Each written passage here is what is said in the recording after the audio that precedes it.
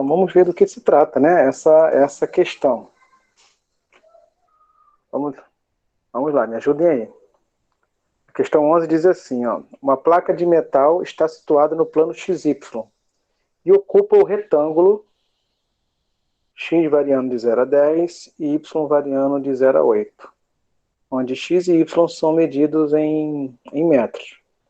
A temperatura no ponto XY do plano é T de XY, onde T é medida em graus Celsius.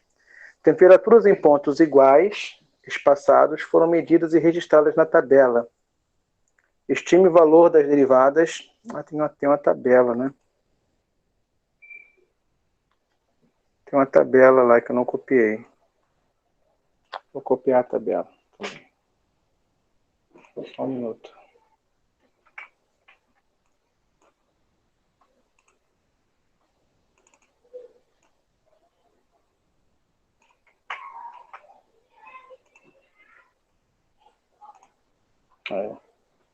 Temperaturas em pontos iguais espaçados foram medidas e registradas na tabela. Estime o valor das derivadas espaciais.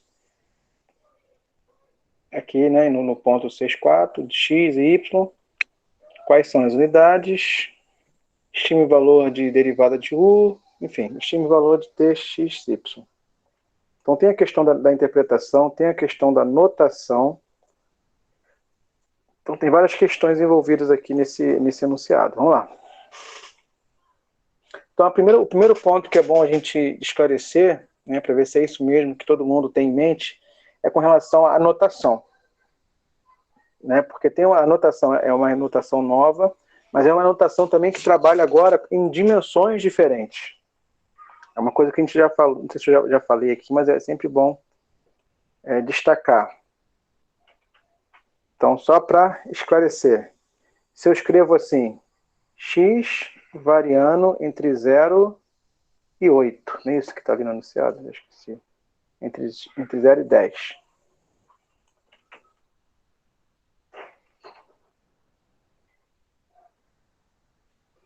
Bom, se alguém te apresenta uma expressão como essa, te pergunta assim, poxa, eu não entendo, o que é isso aqui? Me explica, né? O que é isso?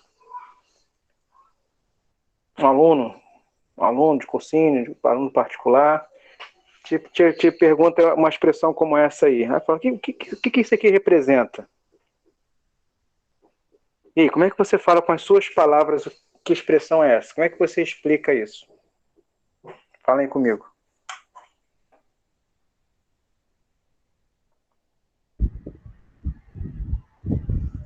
Não seria uma igualdade? Igualdade? Isso. Não, igualdade não. Igualdade são equações.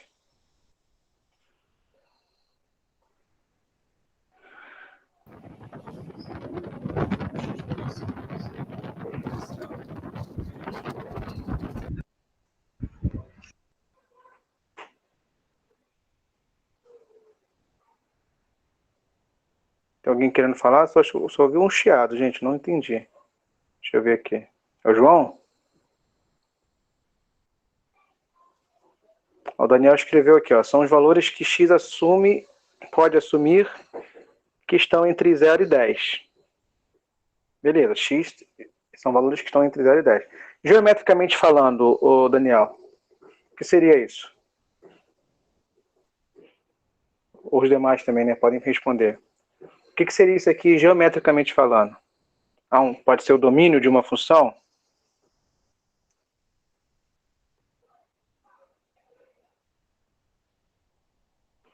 Assim, o que é essa expressão aqui? Como é que chama isso aqui? Tem nome? Não, o Fernando falou de uma igualdade. Não. Na verdade, isso aqui são duas desigualdades, né?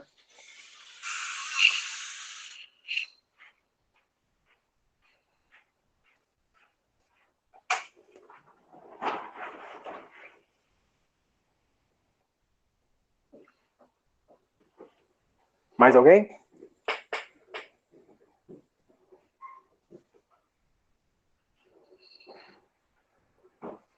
Vou mudar a pergunta. Se alguém chega para mim e fala assim, Eduardo, o que é x igual a 0? Isso aqui a gente já falou algumas vezes. Já? X igual a zero é o quê? Graficamente falando. Define o quê?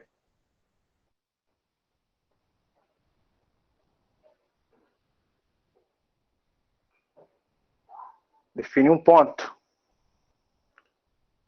Tá certo.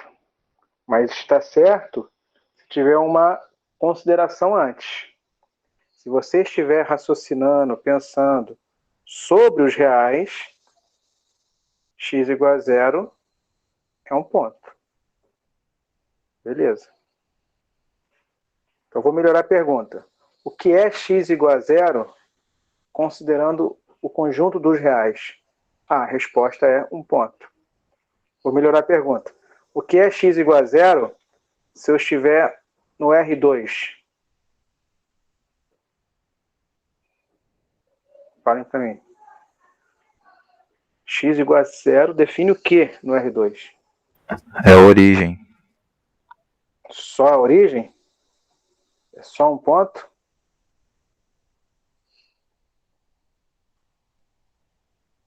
A origem no R2. Então, estou aqui no R2. Quando você fala a origem no R2, eu penso só no ponto. No ponto 00. Que tudo bem, o ponto 00, né, tem a condição do x igual a zero, só que ele tem mais. X igual a zero no R2 define muito mais pontos. Aliás, são todos os pontos que estão sobre uma reta. Reta essa que coincide com o eixo y.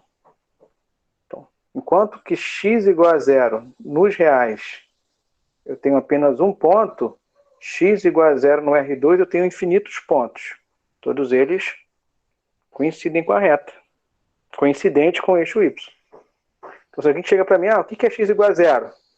Simplesmente eu falo, depende. Você está pensando nos reais? X igual a zero é um ponto. Você está pensando sobre o R2? Então x igual a zero não define só um ponto. Vai além. Define uma reta. Não, pessoal, estou pensando no R3. No espaço tridimensional. O que é x igual a zero no espaço tridimensional? Trabalhamos já com isso algumas vezes já nesse semestre. Qual é o conjunto de pontos do R3 que tem x igual a zero? Isso aí, Daniel, um plano. Aliás, é um dos planos coordenados. Quais são? Qual é o plano coordenado que tem por equação x igual a zero? Vou desenhar aqui um pedacinho dele.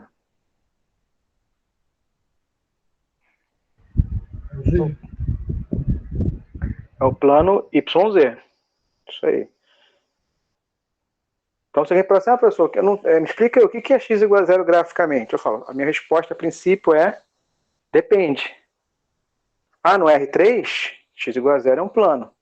No R2, se x igual a zero é uma reta. Nos reais, x igual a zero é um ponto.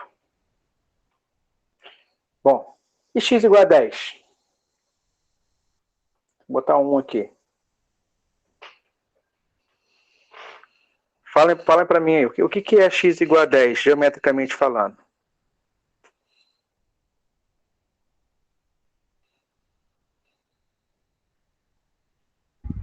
A mesma definição.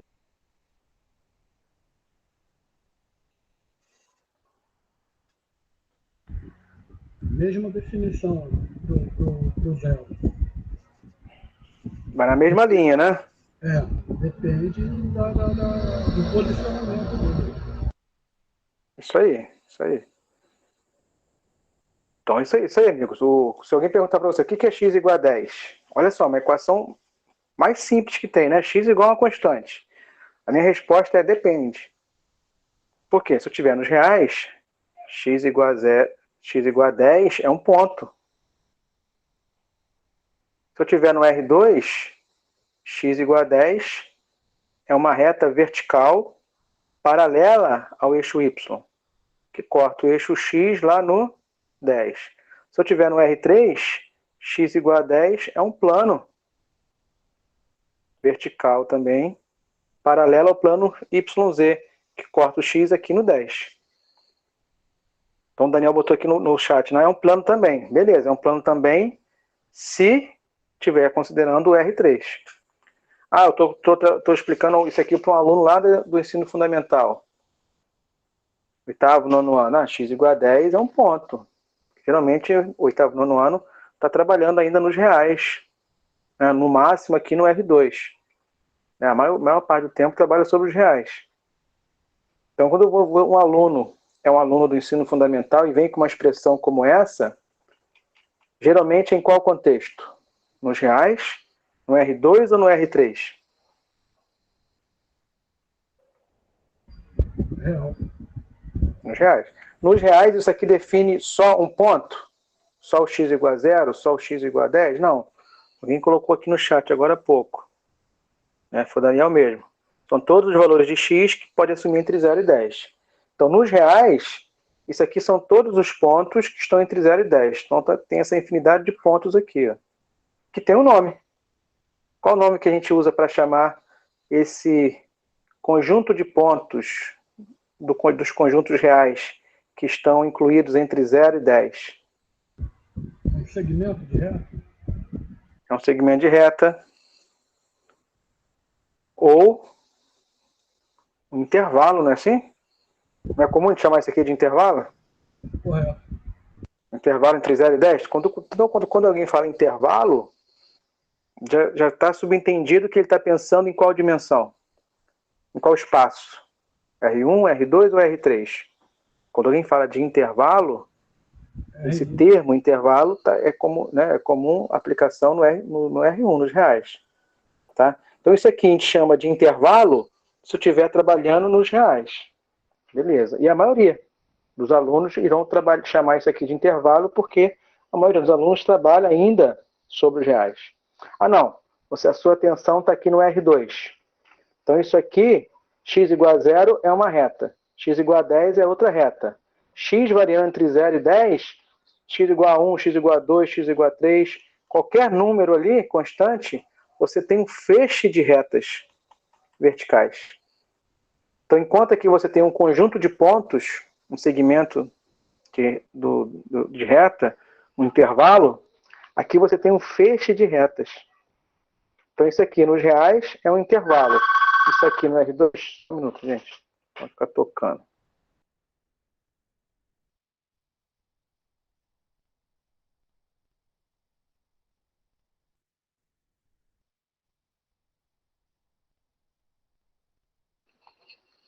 Pronto, obrigado. Então, isso aqui nos reais é um intervalo.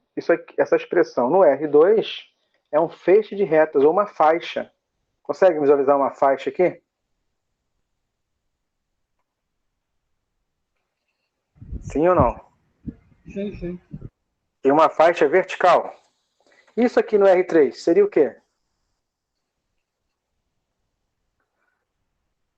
Nos reais é um conjunto de pontos. No R2 é um conjunto de retas verticais. E no R3? Um plano. Na verdade, não é um plano. Isso aqui é um conjunto de planos. Sim? Planos verticais aqui, paralelos. Uhum. Então a gente vai compor aqui como se fosse um muro. Tá?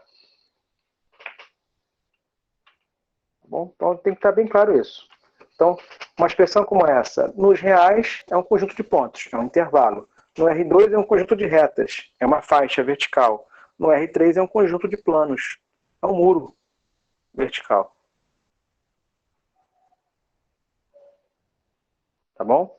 O João também botou aqui no chat, né? Falou que é um plano, mas na verdade é um conjunto de planos. Conseguiu visualizar isso, João? E os demais também? Tá claro, gente, essa ideia, então?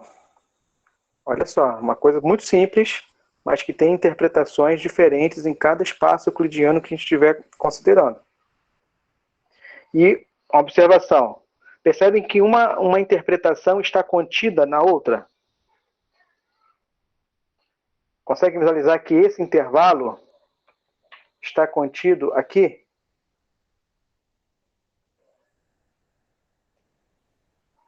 que, por sua vez, essa faixa, né, ela está aqui. Uma coisa uma coisa não contraria, ao invés de você ampliar o seu ponto de visão, né, para uma dimensão superior, a sua leitura e a interpretação de uma visão superior não contraria aquela interpretação ou aquele recorte que você já tinha analisado antes numa dimensão inferior. Tá bom? Então, só para uma observação aí. Então, vamos voltar lá ao enunciado da questão. Uma placa de metal está situada no plano. Então, aqui já, olha só, olha o contexto. Estamos trabalhando nos reais, no R2, no R3? Não, já falou aqui que é plano. Então, a gente está no plano XY, cujo retângulo, aqui já disse, mas nem é obrigado a dizer. Porque se uma vez que você está no R2, isso aqui define o quê? Acabamos de falar. Um segmento, uma reta. X igual a 0 e x igual a 10 são duas retas verticais.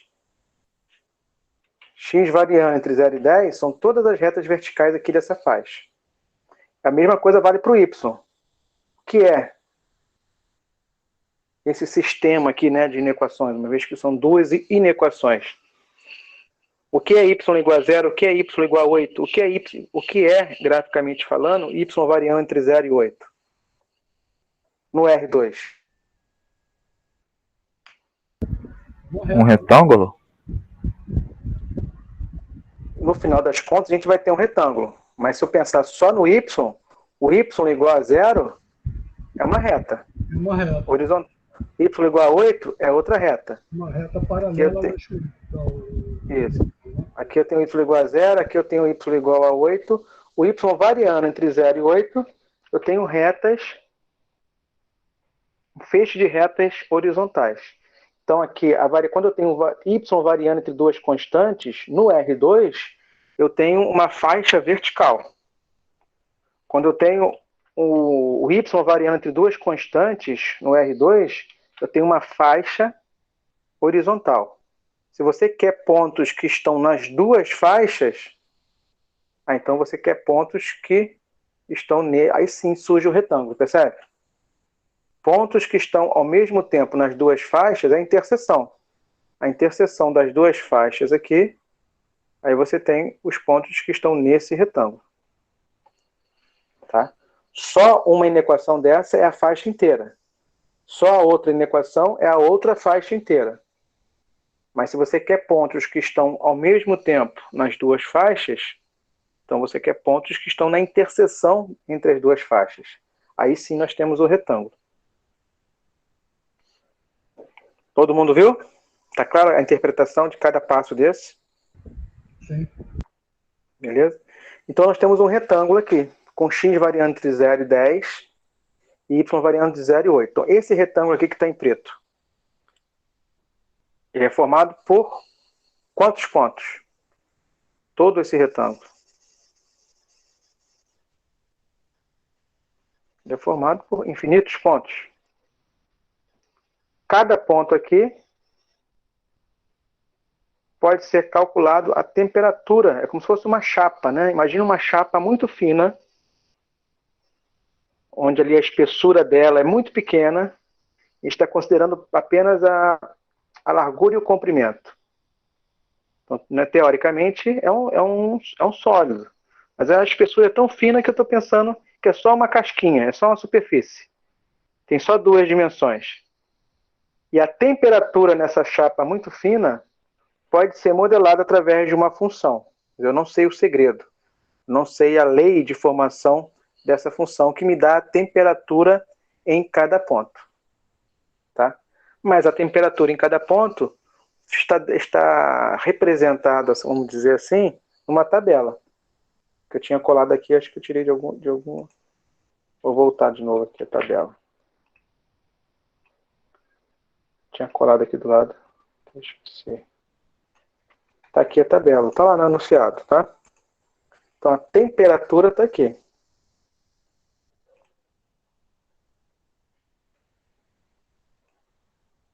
Ok? Então, nós não temos a função para a gente poder substituir os valores, mas a gente tem aqui uma tabela de dupla entrada, onde temos aqui os valores de x e y e algumas temperaturas já anotadas. Então, você pode calcular a temperatura nessa chapa em alguns pontos específicos ali. Ok? Até aqui, gente. Alguma pergunta?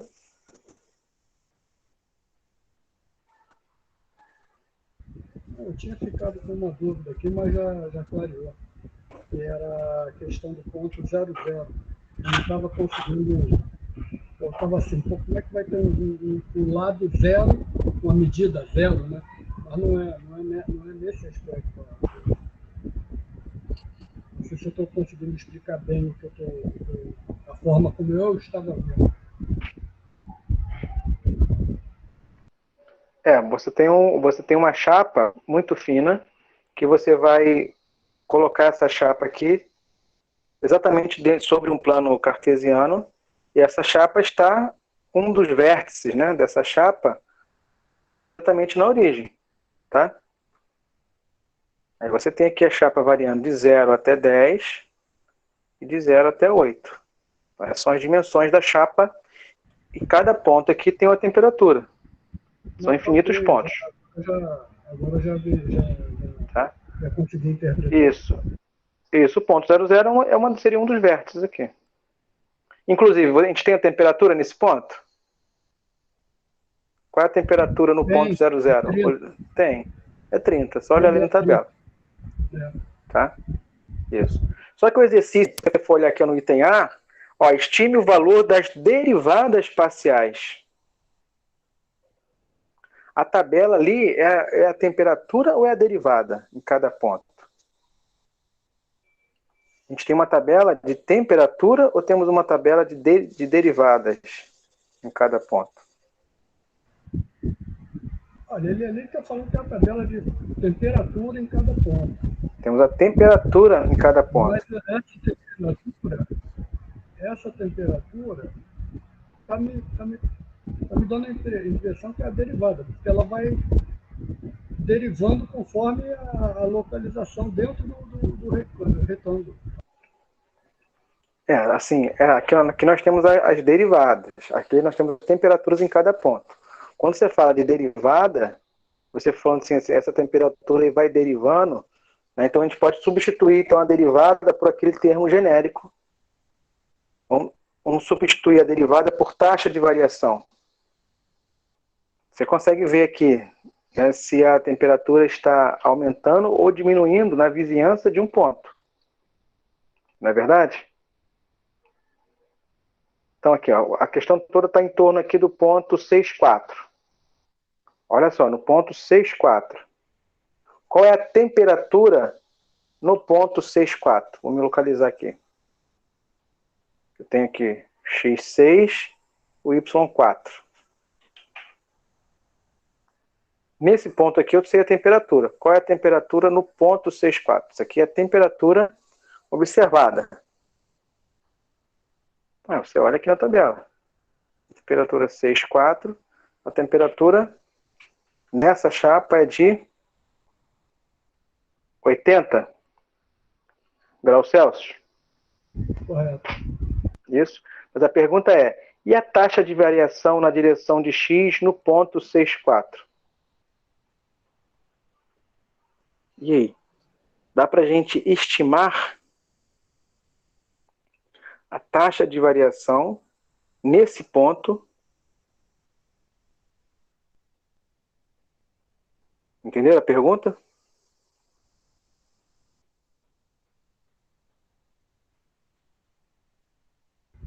Eu estou querendo ver aqui como transformar isso nessa nossa linguagem. Isso. Então, mas a pergunta, tá claro a pergunta? Que o que nós temos aqui é que nesse ponto a temperatura é 80 graus. Ótimo.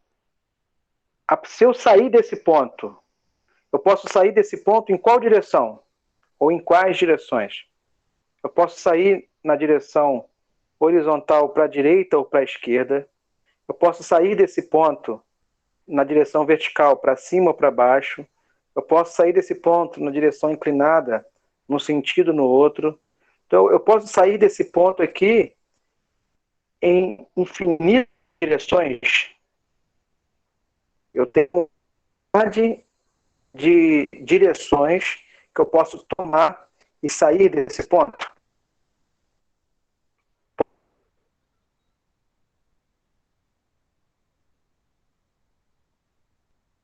Eu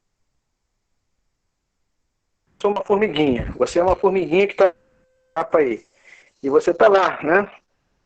Na posição 6,4, a 80 graus Celsius. Você pode ser aquela posição em qualquer direção dessas, que são infinitas. É ou não é? Sim, correto. Sim? Beleza. Então, em cada direção que eu tomar, a minha temperatura pode aumentar, pode diminuir ou pode manter a mesma. Não é isso que pode acontecer? Eu tenho uma formiguinha ali naquele ponto. Aquela formiguinha está lá em 80 graus Celsius. Já torrou, né? Estou falando isso. Só para a gente se situar. Eu vou sair daquela posição e posso ir, enfim, em qualquer direção dessa. O que pode acontecer? A temperatura pode aumentar, pode diminuir ou pode se manter constante. Se aumentar, a taxa de variação é positiva. Se diminuir, a taxa de variação é negativa. Se permanecer a mesma, a taxa de variação é zero. Tá? Então é isso que a gente quer analisar. E, em particular, quando a pergunta aqui se refere à derivada, né, parcial na direção de x, na verdade, é uma dessas direções. Qual a direção aqui do x? É essa aqui. Quando a gente calcula aqui a derivada parcial na direção de x, é a taxa de variação tomando a direção e sentido do eixo x. Que direção é essa? Direção horizontal, da esquerda para a direita.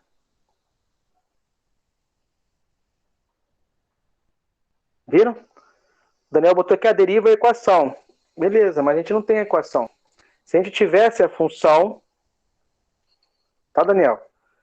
Se eu tivesse aqui a função temperatura, eu poderia derivar a temperatura em x e substituir o valor. É exatamente isso. A gente não tem a função, a gente só tem a tabela, com alguns pontos conhecidos. Então, não tem como derivar. Mas eu posso estimar. Né? Posso dar um chute aqui. Qual é o chute? Vamos lá. Se eu manter, então, o x, o que é a derivada na direção de x? Só x que está variando. Eu só estou variando na direção de x. Então, se eu manter aqui o x variando, o y eu vou mudar? Não vou mudar. Então, vou manter aqui, vou manter no 4. Então, se eu manter aqui, mantendo aqui o y no 4, eu vou aumentar o x. O x está no 6. O que eu posso fazer aqui é vir para o 8. O que aconteceu com a temperatura? Aumentou ou diminuiu? Aumentou. Ó, a temperatura no ponto 6,4 é 80. A temperatura no ponto 8,4, olha só. Variei só na direção de x. O y mantive constante. Aumentei quantas unidades? Meia dúzia. Meia dúzia. Isso quer dizer que a derivada é positiva nessa direção. É positiva ou negativa? Positivo. Então, uma estimativa, tá? Então, a derivada na direção de x no ponto 6,4, eu vou supor que é positiva. E valendo quanto? 6. 6, mas olha só. Aumentou 6, de fato. Mas aumentou 6 com incremento de quanto no x?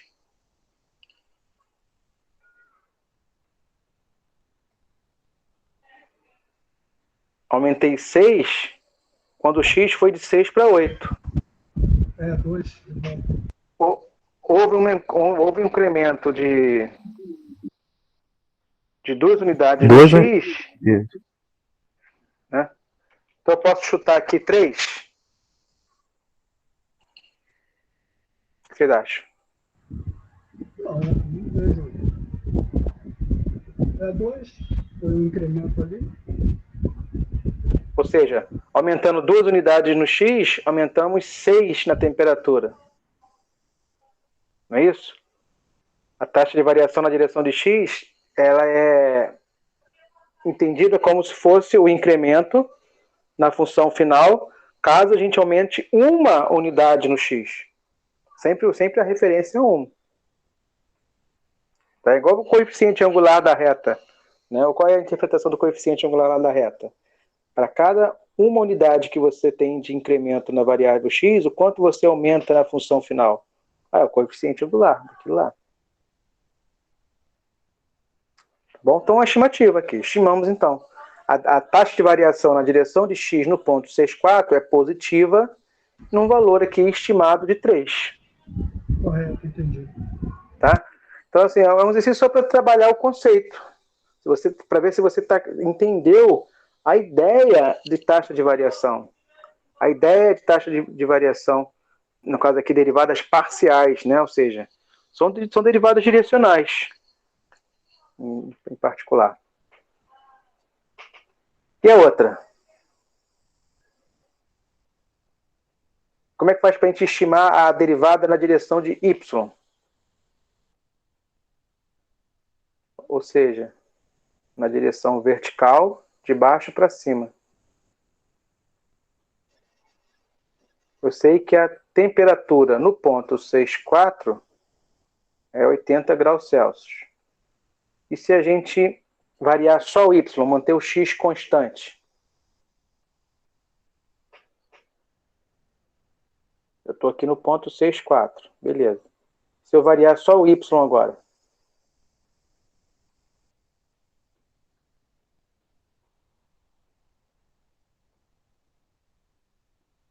Olha aqui.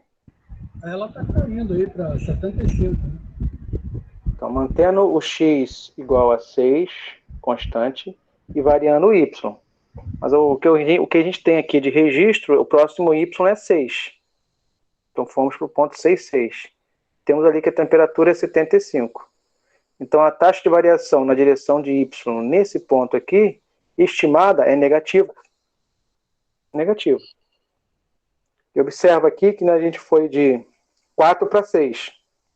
Também 2 unidades.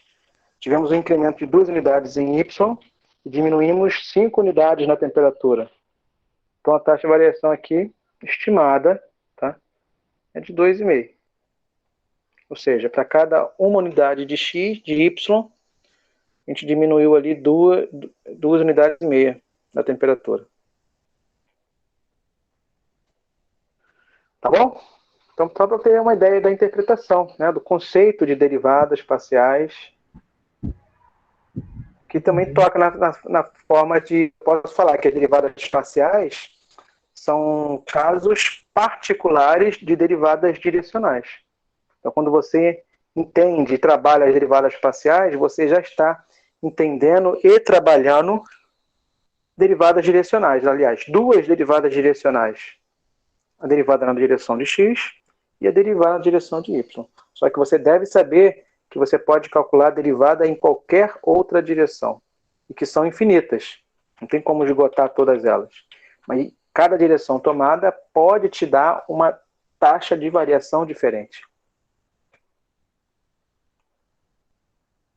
Ok?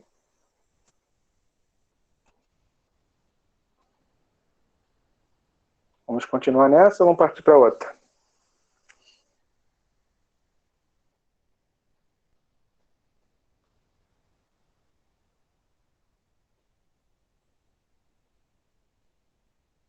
Podemos continuar?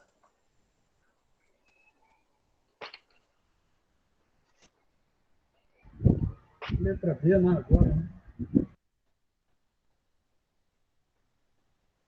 Letra B. Estime o valor de DUT 6,4. O que é isso?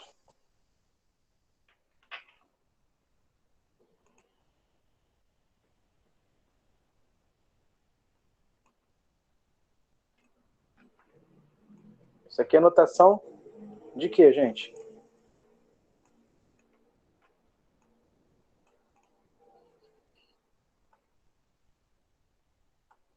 Quando eu escrevo derivada com um uzinho aqui subscrito da função t no ponto 64.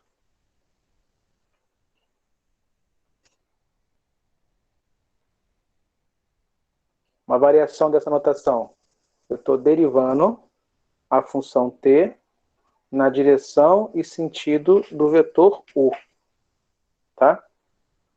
Então, escrever assim, derronde t, derronde u, ou escrever um d com um uzinho subscrito, é a mesma coisa. São variações de notações que se referem à taxa de variação. A derivada. Só que a derivada não é derivada na direção de x ou de y, é a derivada na direção de u. É a derivada em uma direção qualquer.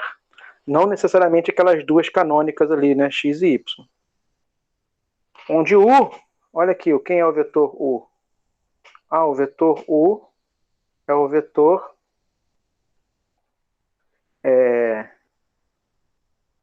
a primeira componente é 1 sobre raiz de 2 e a segunda componente é 1 sobre raiz de 2.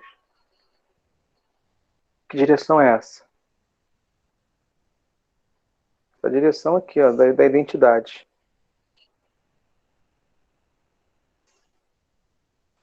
E aí? A derivada, a temperatura no ponto 64 é 80. E se eu tomar a direção do vetor U? Ou seja, a direção inclinada da identidade. O que vai acontecer? Olhando a tabela, você vê você sai do 80 e vai para o 68, não é isso? Vamos ver aqui. É que essa tabela aqui, ela tá... Você tem que tomar cuidado, porque você tem que aumentar aqui, ó. Vou fazer aqui no gráfico, ó. Aqui, nós temos que ir nessa direção. Essa aqui é a direção do vetor U, lá, tá? Eu vou somar, vou considerar assim, eu vou aumentar... Eu tenho que dar um passo de aumento no x e um passo de aumento no y. Então, se eu estou aqui e eu for aumentar o x, eu tenho que dar um passo nessa direção e um passo nessa. Vou aumentar aqui é para baixo, tá? Então, na verdade, eu tenho que vir para cá. Eu ainda não me adaptei, foi nessa visão dessa tabela aí. Porque ela tá invertida aqui, ó. Aqui no plano cartesiano, o x aumenta da esquerda para a direita. Uhum. O y aumenta de baixo para cima. A tabela aqui, o jeito como ela foi montada, o x aumenta para baixo. O y aumenta... isso entendeu? Você tem só se você inverter ela. Deixa eu ver se eu consigo fazer aqui, ó. No paintbrush. Consigo girar? Vou girar 90 graus para a esquerda. Aí. É isso. Aí fica direitinho.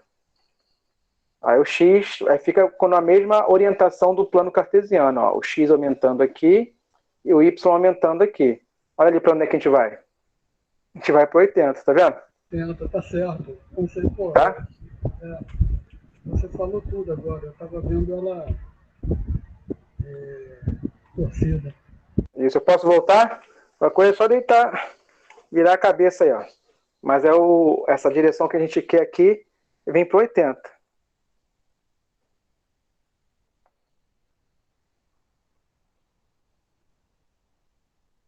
Ok? Ok, sim. A resposta é 80, não tem muito o que fazer, né? Isso, então isso quer dizer que a taxa de variação, a temperatura no ponto 64 é 80. A temperatura no ponto 86 é 80. Logo, se eu for estimar a taxa de variação tomando essa direção aqui, qual é a estimativa? É zero, ela não teve variação. Zero. Não teve variação. É exatamente essa, já é a interpretação do resultado. Quer dizer, esse tipo de problema aí foi muito mais conceitual do que... É para a gente realmente ver a interpretação dos números, né? A interpretação da derivada. Exato.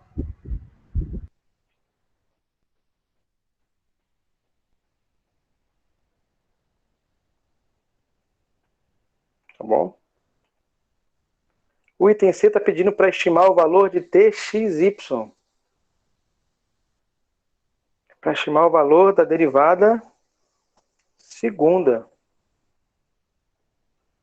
Sabendo que a gente não tem a função original, nem temos a função derivada primeira. Temos só estimativas, né? E aí? Estimar o valor da derivada segunda?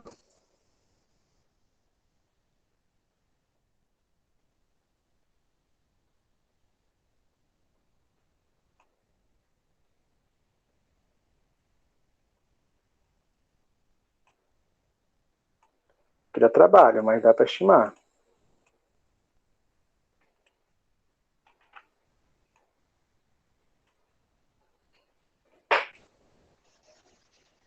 Tá? Só que a gente vai ter que calcular, montar, né, uma tabela da derivada. Da mesma forma que a gente tem essa tabela aqui para temperatura, a gente pode montar uma tabela para derivada. Deixa eu pegar uma limpa aqui.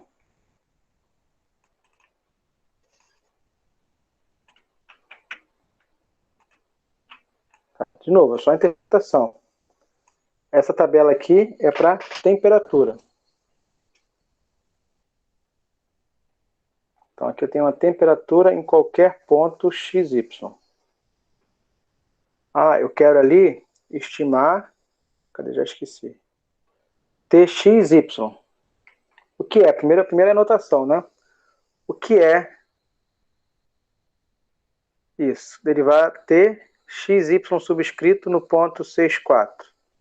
Então a primeira pergunta é, o que é isso, gente?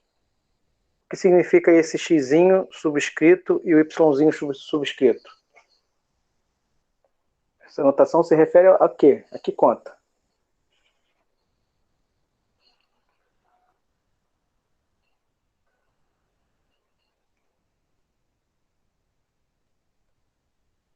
Alguém? Não estou conseguindo lembrar.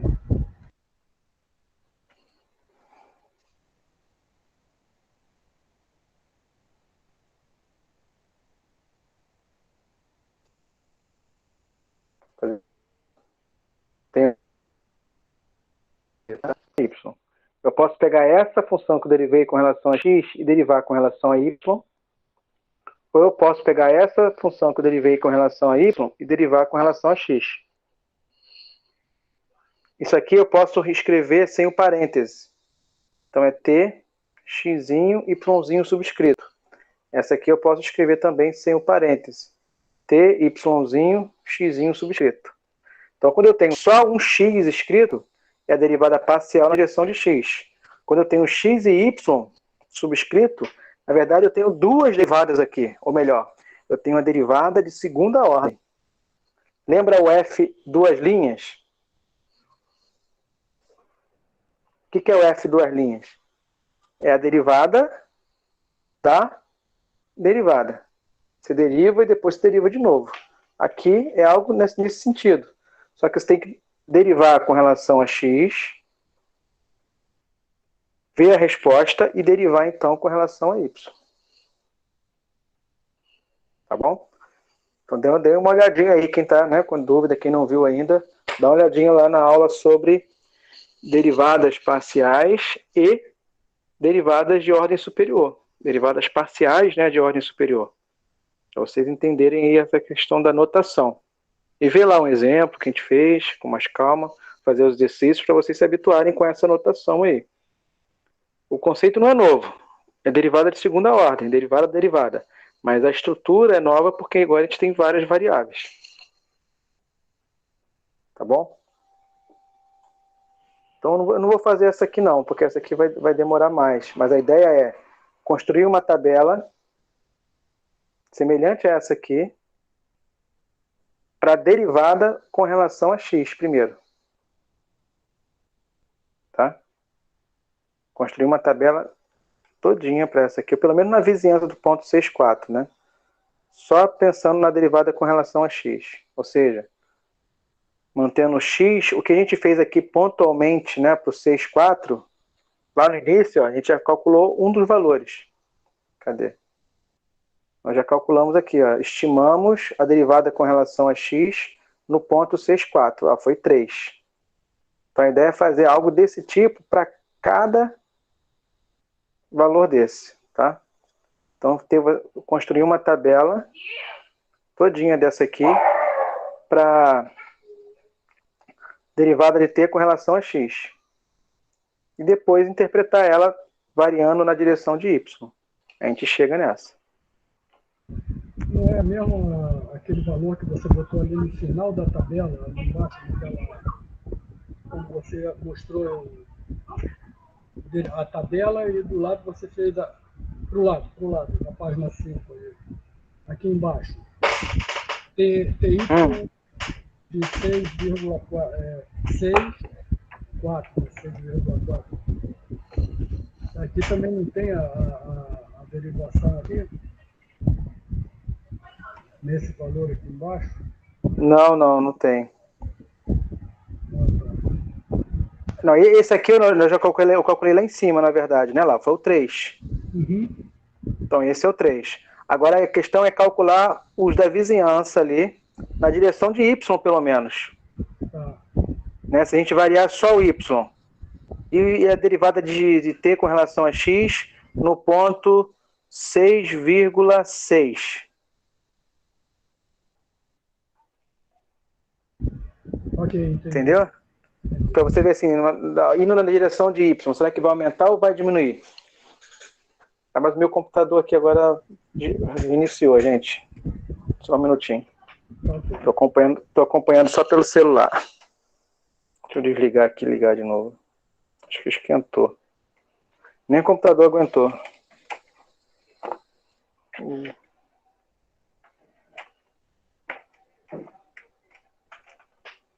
Tá bom? Mas assim, é uma questão conceitual realmente para trabalhar a interpretação, né? Da imagem das funções com duas variáveis, a derivada, as derivadas parciais de primeira ordem de funções com duas variáveis e pincelar ali alguma coisa da derivada de segunda ordem de funções com duas variáveis.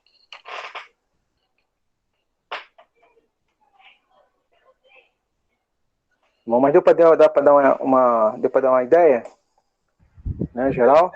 Eu sei, porque era o tipo de questão que estava lá no início, que estava me assustando, por causa dessa questão de vir com essas tabelas, essa interpretação. Isso me dá um medo, né? Assusta, por falta de prática. Beleza. O que mais, gente, que a gente pode fazer?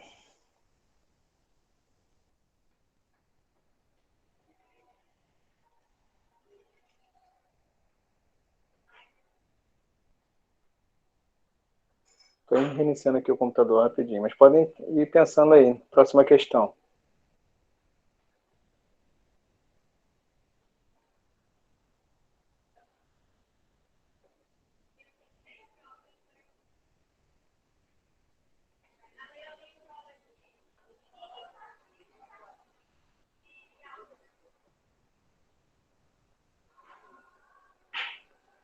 Eu estou falando que tem a questão 14 dessa lista mesmo, ô Daniel?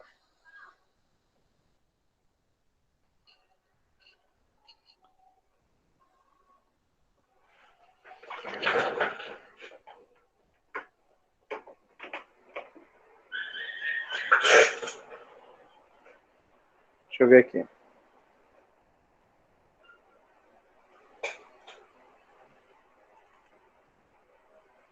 Vamos lá, questão 14.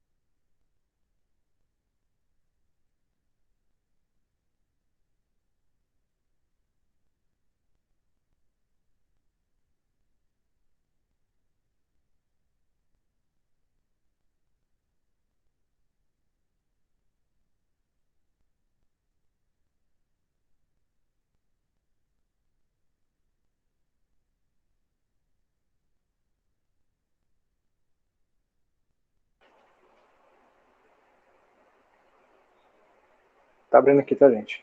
De novo.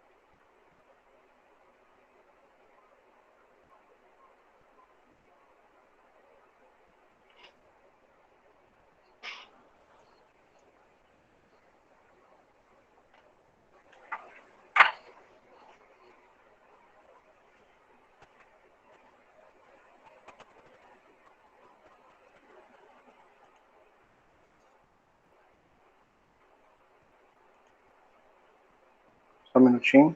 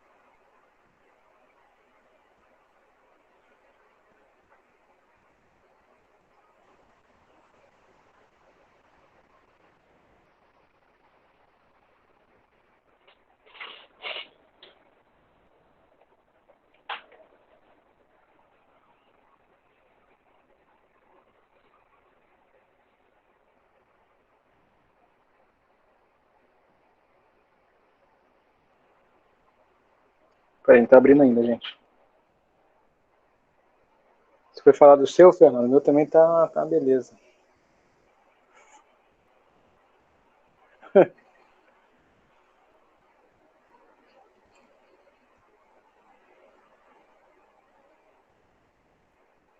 O meu tá nos últimos momentos de vida, tá? Mas vou levar até o final do ano.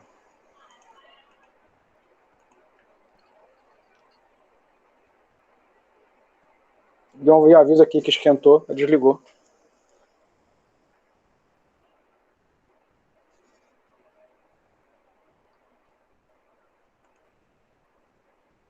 Que ri pra não chorar, né?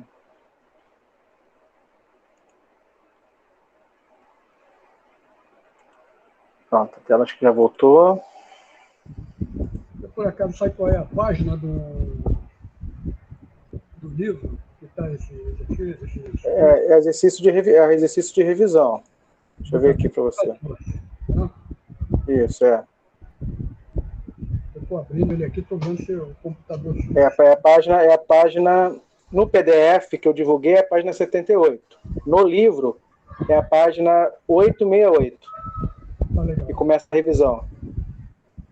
Tá. O exercício 14, determinar as derivadas parciais. É isso mesmo? Quem tinha pedido aí? O Daniel? Vou tirar um print aqui. É só para a gente treinar, né? É um exercício só para treinar aí, calcular as derivadas parciais.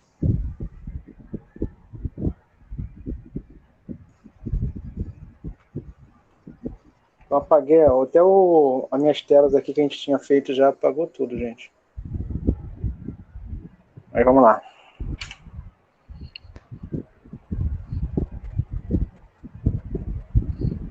Então tá esse bloquinho aqui do 13 ao 17. Determinar as derivadas parciais de primeira ordem. E o exercício 14 é esse.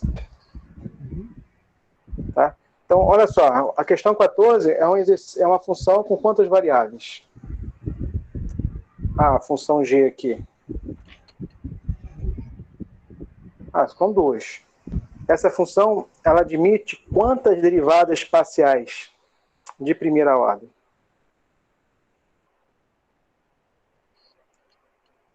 Eu posso calcular a derivada dessa função g com relação a u, ou posso calcular a derivada dessa função g com relação a v. Não é isso? Então vamos calcular as duas derivadas parciais de primeira ordem. Então, derivada de g com relação a u. Vou usar aqui a notação simples, tá? G com um uzinho aí subscrito. Observe que tem u tanto no numerador quanto no denominador. Então, vou ter que usar a derivada do quociente. Lembra a derivada do quociente? Aquele joguinho? Derivada da primeira com relação a u. Quanto que é? A derivada da primeira aqui com relação a u. Só u que é variável. O v faz de conta que é constante. A derivada constante é zero. Então, a atenção está aqui, ó, a derivada de u. Quanto que é a derivada de u? Falem aí ou escrevam aí no chat. Derivada de u com relação a u. É 1. Então, a derivada da primeira é 1. Todo mundo viu? Vezes a segunda função sem derivar. A função que está no denominador. Derivada da primeira vezes a segunda sem derivar. Menos a primeira função sem derivar. Olha aqui eu repetindo a função que está no numerador. Está aqui. Vezes agora a derivada da segunda. Só que a derivada da segunda com relação a u. Quanto que é a derivada aqui dessa expressão com relação a u? A derivada de v ao quadrado 2u. É constante, a derivada é zero. A derivada de u ao quadrado é 2u, muito bem. Tudo isso dividido pela segunda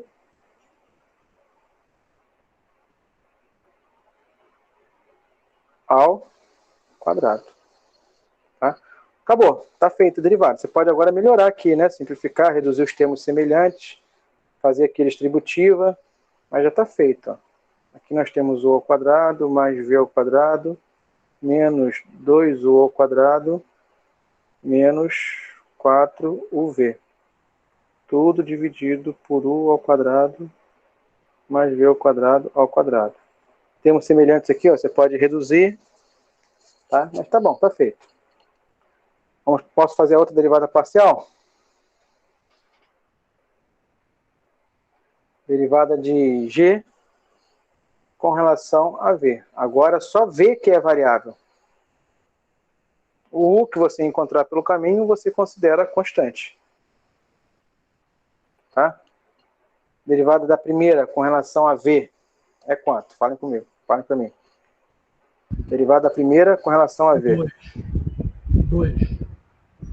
2. Acabou. Vezes a segunda sem derivar. Menos a primeira sem derivar. Vezes a derivada da segunda. Com relação a v. A derivada da segunda com relação a v é 2v. Certinho? Dividido pela segunda ao quadrado. Então tá aí, ó.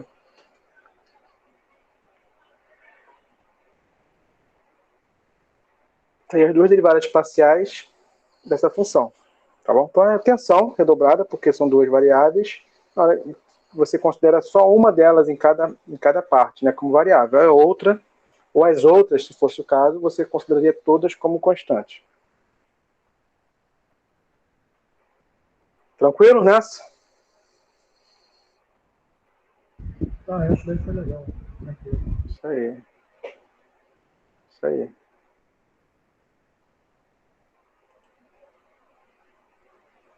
que mais?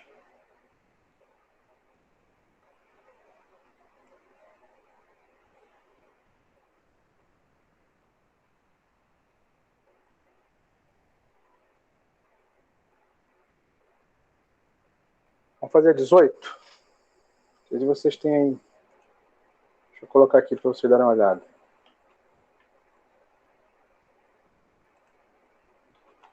Olha só, dá uma olhadinha na 18. 18 é legal.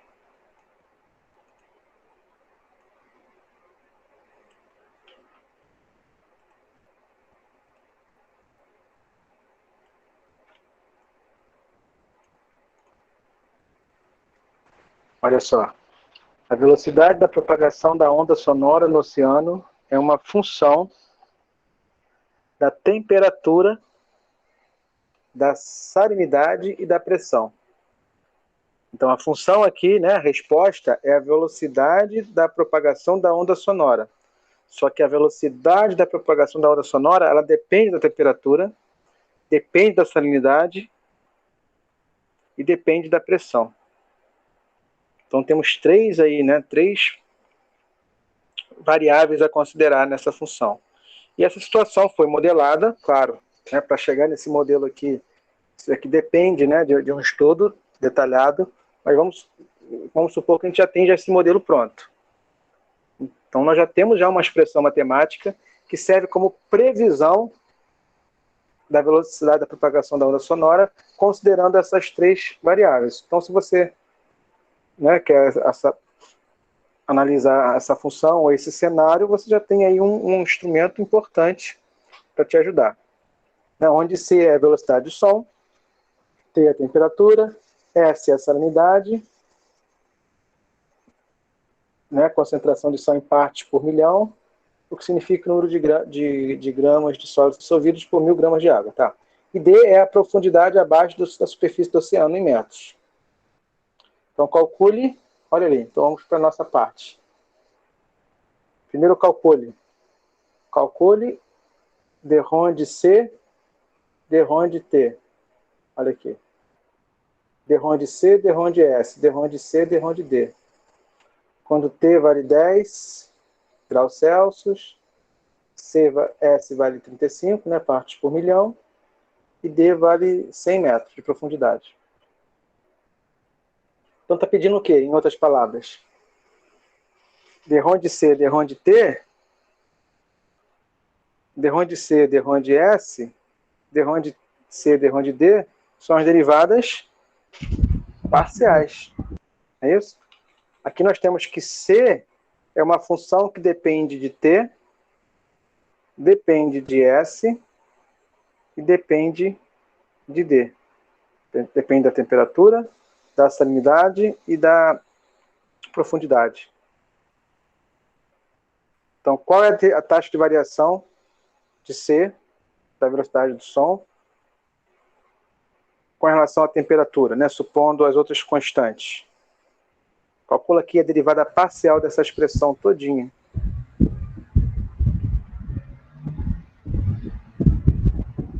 Tranquilo? Em várias parcelas, né? Vamos lá. Derivada da primeira parcela com relação a T, dá quanto?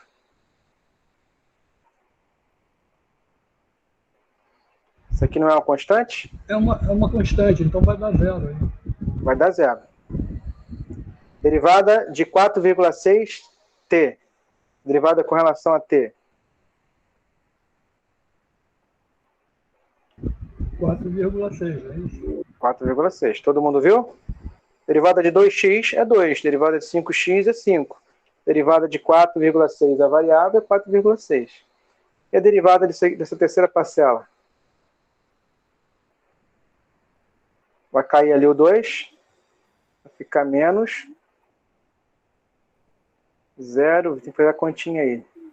0,55 dá 0,11. 0,11, né? 110, né? Isso aí. Correto, isso aí. T. Agora tem um T indicado, não pode esquecer. E a outra? Me ajuda aí na continha. Cai o 3. Fica 3 multiplicando 0,00029. 87? Isso mesmo?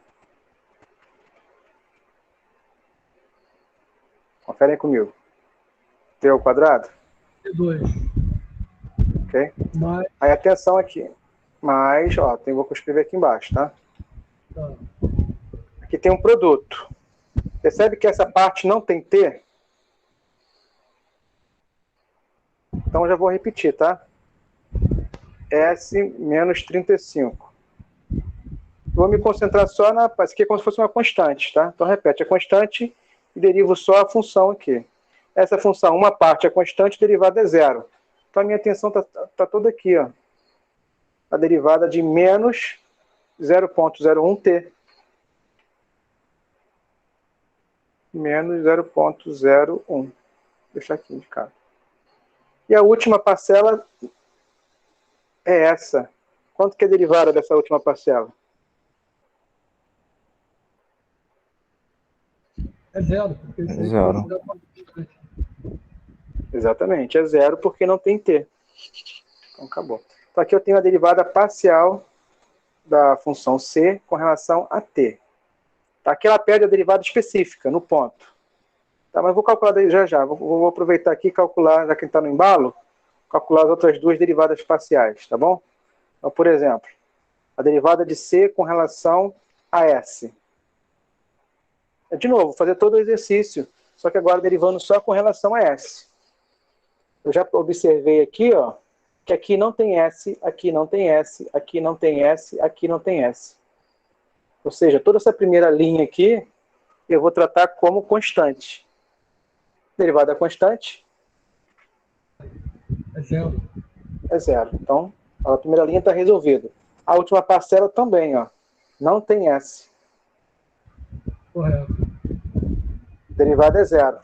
Então, a nossa atenção, nesse momento, está aqui, nessa parcela. O primeiro fator não tem S, é uma constante. Então, vou repetir o primeiro fator. 1,34 menos 0,01t. E vou derivar mesmo, de fato, só esse fator aqui. Onde a derivada da constante é zero. E a derivada de S, com relação a S, É 1. é 1. É 1. Tá? Então aqui fica 1. Pronto, está feita a derivada parcial de C com relação a S. E para terminar, aqui de verde, a derivada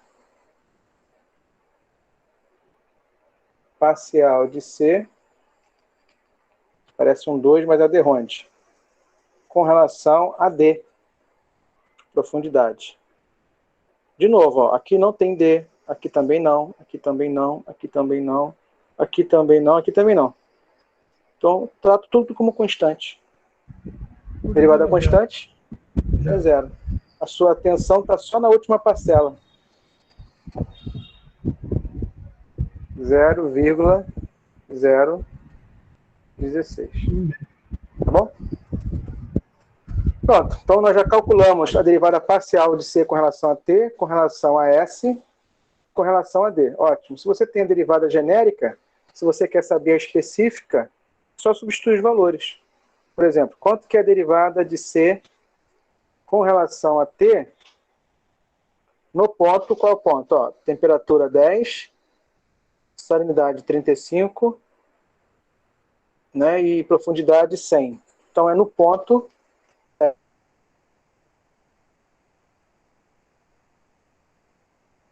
10, 35, o primeiro aqui é T, o segundo é S, o outro é D. Então, quanto que vale aqui a primeira taxa de variação? Quando T vale 10, S vale 35 e D vale 100. Se você já tem a expressão, aí sim, é só substituir. Tá? Substituindo aqui, ó, é 4,6, já é a constante. 0,11 vezes 10. Confere? Então é 1,1. Agora aqui tem que fazer a continha. Aqui é 100, né? Não dá para fazer. Aqui é 10 ao quadrado, é 100. Então 100 vezes isso aqui, é só andar com a vírgula. Vem para cá, né? Mais 0,016. 0,87. Ok? O S é 35. Olha só o que vai acontecer. Se aqui for 35. 35 menos 35 vai dar 0. Então vai zerar tudo isso. Então o resultado é só essa primeira linha mesmo. Só fazer essa conta aí. Dá quanto?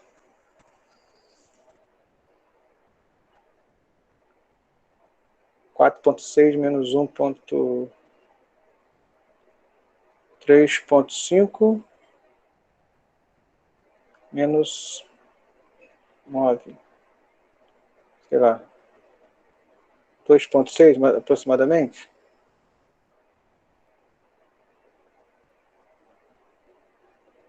Vejam se está certo. Acho que é isso. Não é somando, não? 3,5 mais 0,08. É mais, né? É verdade, é.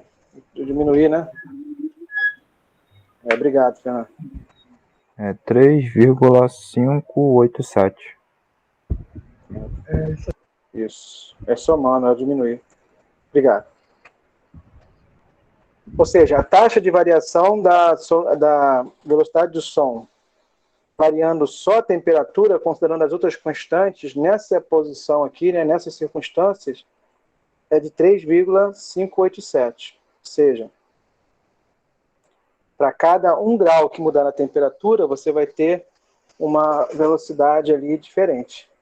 Tá? Vai influenciar de forma diferente na velocidade do som. Tem um incremento, né, de aproximadamente 3,6. Tá bom? A mesma coisa agora faz para as outras. Agora as outras são mais rápidas. Quanto que é a derivada de C com relação d-RON de C, d-RON de S, nesse mesmo ponto, no ponto 10, 35, 100. O T vale 10, o S vale 35, o D vale 100. Observa que aqui só tem T, né? Então, nós temos 1,34 menos, isso aqui vale 10, só mexer com a vírgula, 0,1. 1,24. Confere aí comigo. Sim, é isso aí. Ok? E a última, nem tem conta para fazer, né? A variação de C no ponto D, em qualquer ponto, inclusive no ponto 10, 35, 100, vai ser mesmo. Observe que aqui é constante. Não tem conta para fazer. Então é essa mesmo. Tá? Então é um exercício, né, aplicado aí nesse contexto. E a explicação que pede aqui no final é isso. Em cada valor desse, né, que é a taxa de variação, considerando as outras duas variáveis constantes. Ou seja, não mexendo nas outras duas variáveis, mantendo elas estáveis. Para cada um incremento nessa variável que você considera, você vai ter uma taxa de variação dessas magnitudes aqui na velocidade do som. Tá? Okay. Então é isso. Isso pode ser aplicado, né, em várias áreas. Né? Esse aqui é um exemplo aí nesse estudo aqui da propagação, né, da onda sonora no oceano. Tá bom, gente? Deu para ter uma ideia? É um pouco mais, né, dessas aplicações? Eu vou te ser sincero, Eduardo. Eu gostei muito, porque a gente está vendo a aplicação, sabe, assim, na realidade, no dia a dia. Isso aí é um papo de física mesmo. Tá lá, explica o significado físico. Então dá para ver que vai ter como aplicar. Não é ficar. A taxa de variação é muito legal. Pô, isso é mesmo. A ideia de taxa de variação é aplicada em várias áreas, né? Isso aí a aplicação é diversa. É claro que quando a gente fala assim, a aplicação no dia a dia, né? Às vezes eu falo, cara, dependendo do seu dia a dia, do dia a dia da pessoa, isso não se aplica, né? Porque às vezes tem a parte pedagógica, cobra muita gente isso, a aplicação do dia a dia. fazer a aplicação do dia a dia de quem trabalha com isso. Né? Exatamente. É. Eu estou vendo aqui. Porque se me desse um problema desse, com a taxa de variação falam muito aí, do dólar, do disso, daquilo, aí seria dentro da economia, coisas assim. Dá para entender. Isso aí. Você vê que a taxa de variação, até vamos falar do dólar, não depende só de um parâmetro. Né? O aumento, ou a variação, né, do dólar para mais ou para menos, depende de várias questões, né, econômicas, políticas, enfim. Aí, sim, tem estudos disso, né, que tentam modelar para poder prever. Porque se você tem um instrumento de previsão, você tem mais poder de decisão. Né? Então, assim, a matemática, a estatística aí vão se unindo para poder dar ferramentas, né, para os políticos, para os estadistas, enfim. Mas é isso, dá para você dar essa visão. O que a gente espera de um aluno, né, da licenciatura em matemática e da licenciatura em física, não é que você seja um expert em funções com várias variáveis, que você vai, a partir de agora, vai aplicar isso no seu dia a dia. Não é isso. É que você passa por esse curso e fala assim, poxa, eu tive acesso, já trabalhei com funções com várias variáveis, já ampliei um pouco, né, o meu jeito de pensar sobre as funções. Está ótimo. E guarde isso com você. Né, em outra disciplina, ou no futuro, né, numa pós, num curso de especialização, numa matemática avançada, você não vai ser pego de surpresa. É isso que a gente espera. Né, porque fica um cabo de guerra. Não sei se vocês percebem isso. Por um lado, existem, né, professores, alunos que querem um curso muito funcional. Eu preciso ensinar para um aluno para matemática só em educação de nível básico, para ele ensinar lá na educação básica, no cursinho, no que for. Não, mas tem outra não, eu tenho que trabalhar bastante conteúdo com ele, para ele poder ter uma visão geral de tudo aquilo que ele está explorando. Então a gente está nesse meio termo. Né? A gente espera que um aluno do IF tenha habilidade para trabalhar os conceitos da educação matemática na educação básica, mas também que não fique preso. Né? Que você não fique preso dentro, né, sem janelas, sem portas, sem possibilidades de caminhar, se você assim quiser, para se aprofundar num assunto ou no outro. Né? Tem alunos aqui que saem do curso e podem fazer um curso de mestrado em modelagem, podem fazer um curso de mestrado em matemática aplicada, que vai trabalhar com isso. E ao chegar lá, nunca ouvi falar, onde é que você estudou? Eu estudei lá em Nilópolis. Poxa, como assim? Não, eu ouvi falar, não lembro, né? Mas é diferente. Então, eu estudei, não lembro, é diferente. Agora, nunca ouvi falar, aí realmente é diferente. Eu acho que esse é um diferencial. Não é um curso assim, que a gente não é um curso apenas funcional. A gente tem que ter esse leque, a mente aberta, para poder estar aberto a esses outros caminhos da matemática. Tá bom, gente? Tá ótimo. Acho que é isso. Então, agradeço aí a participação de vocês, desejo uma boa semana, tá bom? De estudos. Qualquer coisa, estamos aí, podem colocar lá no grupo do WhatsApp alguma dúvida, alguma questão, mas explore as listas, tá? Estou achando que, né, alguns alunos estão participando bastante, mas no geral, assim, a minha expectativa é que tivesse mais alunos explorando essas listas, tirando dúvida. Então, mexam nessas listas aí. Para não ser pego de surpresa lá no dia da prova, né, e ter que buscar. Por mais que você faça a atividade em casa, tem que amadurecer algumas coisas. Aí a gente só amadurece exercitando, tá bom? Então não deixa acumular muita coisa, não.